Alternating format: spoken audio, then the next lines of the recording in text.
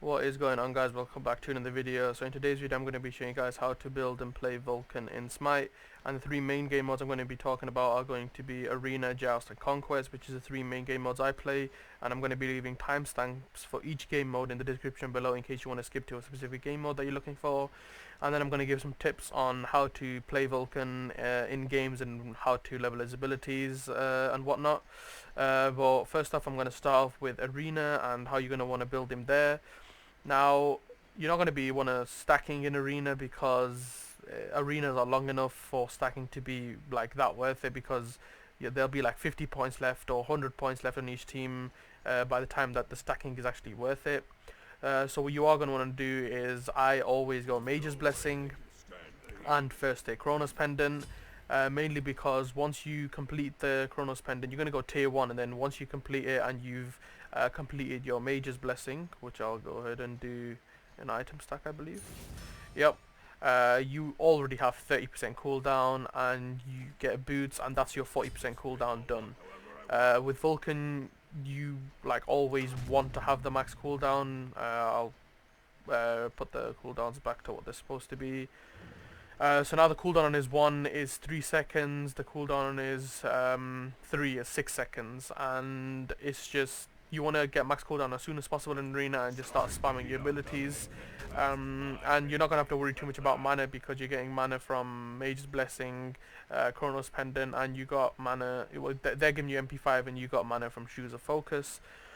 So that's why you want to go max cooldown as soon as possible. Next, you have to go Bancrofts, because in my opinion that is the best magical item there is on any mage. Any mage that doesn't get Bancrofts is just stupid, because you have to get Bancrofts. It's probably the most broken mage item there is. And not to mention, it does give power the lower you are on lifesteal. Like, that's the main reason it's such a broken item.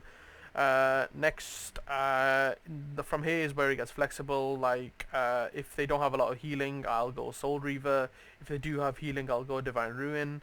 And in most cases I'm going to go both anyway, but I'll usually go Divine Ruin and then a Soul Reaver. And then for the last item, I'll go Typhons.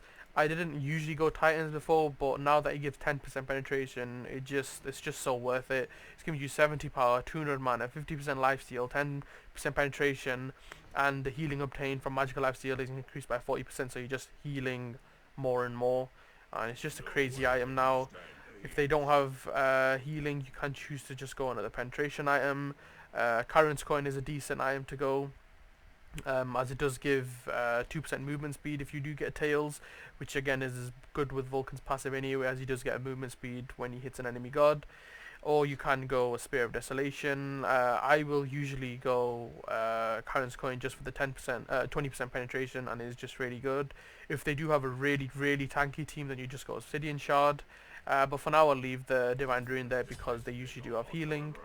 And that's basically the build you want in arena. You're going to be doing a load of damage, and it's just going to be crazy how good it's going to be. If you do want the max cooldown all the time and not have to worry about getting the power pot, you can also choose to go Spirit of Desolation instead, which gives crazy power. It gives you penetration as well, and does give you that 10% cooldown, so you still maintain that 10% cooldown when you sell Mage's Blessing. But that's mainly how you want to be building Odin in arena. I'm going to sell all these items. Actually, no, I'm going to talk about the relics as well. Relics, you just want to go Aegis and Beads. That's just because you want to be living. You can go, if they don't have a lot of CC, you can go Sprint instead. You can even go Blink if you want. If you want to, you know, blink and do your 1. That's always possible as well. But yeah, that's it with Arena. I'm going to sell these items and move on to Joust, which is where the stacking comes in. Okay, so now we're going to talk about how you want to build him in Joust. Definitely you want to start off with Mage's Blessing and first tier of Book of Thoth, and then you want to finish that later on. Book of Thoth, in my opinion, because you're going to be spamming your abilities so much with the max cooldown late game, you want to have the mana when you're up so far ahead fighting the enemy team. So you're going to want to have the Book of Thoth. Go into Shoes of Focus. I used to go Shoes of Magi. But you can honestly go both. I just prefer the cooldown, and again you get 250 mana, which combines with the passive of Book of Thoth that 3% of extra mana is converted to power, and from items is extra mana, so Shoes of Focus count as extra mana, so you basically just get more power. I'm just going to quickly stack this. So you want to go Shoes of Focus, and then I'll definitely go into Bancrofts, just because in Joust the poking can get really annoying, so you do want to have that lifesteal to stay in lane as long as possible. Next, you want to go Chronos Pendant, like I said before again during the arena build, that you want to get the cooldown online as fast as possible. Just cause with Odin you want to be spamming your abilities. Your 3 is probably the best poke tool. Like in my opinion, out of like a lot of mages, the 3 is just crazy as it knocks them up as well. And unlike Hebo, you can move while using your 3. Which just makes it crazy. Just move to the left, dodge anything they're doing, and hit them with the 3.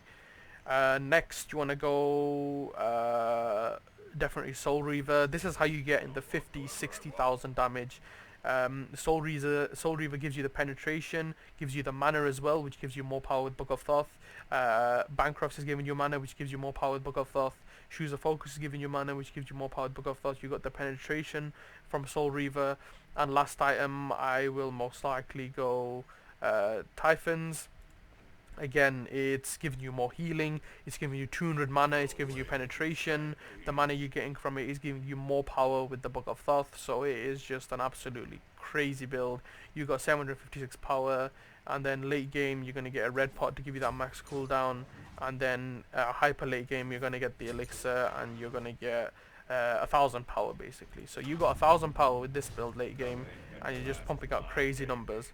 And even if we're talking about poking on a level 20 Odin, you're poking him with 792 damage, as well as 44 from Soul Reaver, and that is just absolutely crazy. Now I'm also gonna go demonstrate on a Godbot, just to show you how crazy this damage actually is. Not to mention the turret is probably gonna do like 1 billion per shot. Yeah, 440. He literally needed to ult that. I hit him with 665 with just my 1, and now your poking tool, you half hit him with your 3. It's just crazy what this god can do. Again, you pretty much halving. The poking with the 3 is just crazy. So this is the build I 95% of the time go in Joust. You can, for your relics, obviously I start off with Aegis because the snowballing early game can get really annoying. And then I also like to go Blink or a Sprint in case you're chasing an enemy, or a Shell if they're just really like beating you in team fights, so you give your whole team a shield. But most likely Blink or a Sprint. It just works really well, unless they have like a dodgier Ares, in which case I'll go Beads. Last item, I think one of the best items to get as a last item is definitely an Obsidian Shard. It gives you that max 40% penetration, and then you're just going to be doing crazy damage to everyone.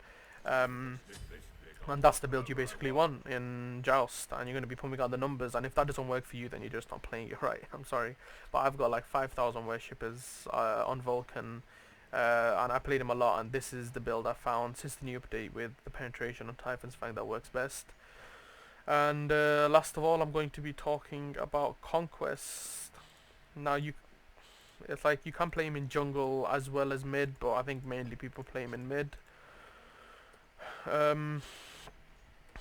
So for Conquest, you're going to be playing Vulcan in mid, and it's pretty much going to be the same build as Joust. You're going to start off with Mage's Blessing, first tier of Book of Thoth. You can go Bancrofts and then Book of Thoth if you want, but I just prefer to start the stacking as early as possible and get the mana as early as possible.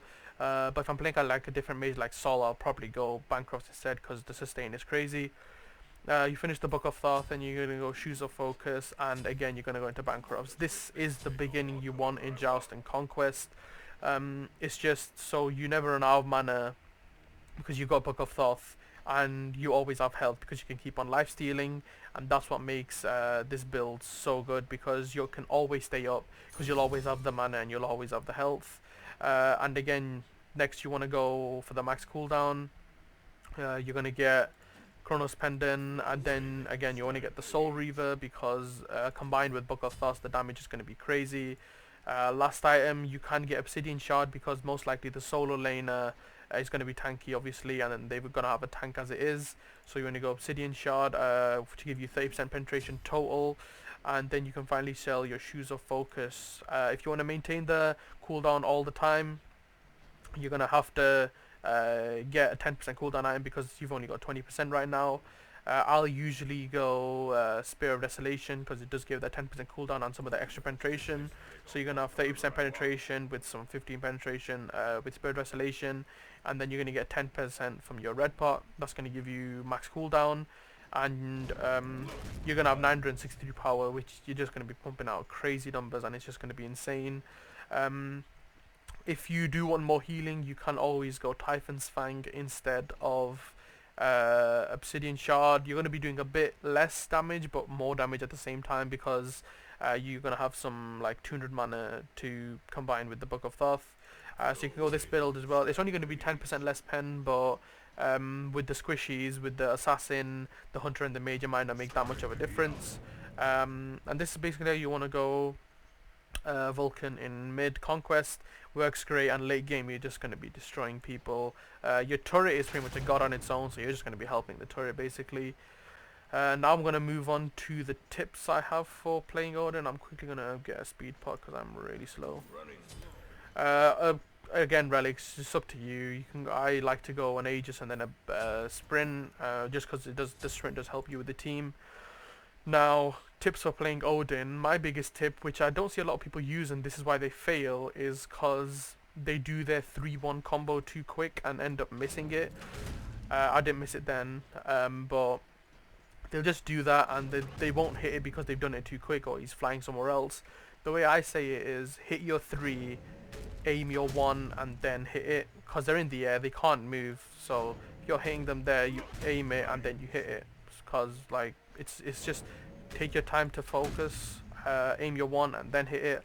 That's my tip number 1. Number 2 is whenever you're about to do your 1, put your 2 down and then do your 1, so you get that instant damage. Well, now it's going to add up. So I just did 842 plus 557 instantly because I put down my 1 and then did my 1. So the turret hits and your 1 hits at the same time. And if you do it even quick enough, your 1 will hit first, so they'll get that marker on them, and then that 1 will hit them a lot harder. Your 2 will hit them a lot harder with the turrets. And my last tip with the 3 is shoot it where they're going, not what they are. So if he's here and I can see he's running there, I'm gonna, well, that was a bit too far, but I still hit him. So I hit it to where he's going. What a lot of people do is they'll like throw the thing where they are, and that's how they run out of it. I'll just quickly reset it and show you guys again. I always forget where the reset one is. So again, you want to do it where they're going, not where they are. So if I do it there, I did it where they are and he just ran out of it, which is just not the right way to do it. I'll just show one last time. You want to ult where they're going, not where they are. So he's going there, so I know that's going to hit him. And that's pretty much it for Odin, really. That's everything I've learned from playing him God knows how many times to get over 5,000 worshippers on him. Thank you for watching. If there are any other gods you want to see or learn how to play, leave it in the comments below. If there's any other type of videos you want to see, leave it in the comments below. Other than that, thank you for watching, and I'll see you guys in the next video.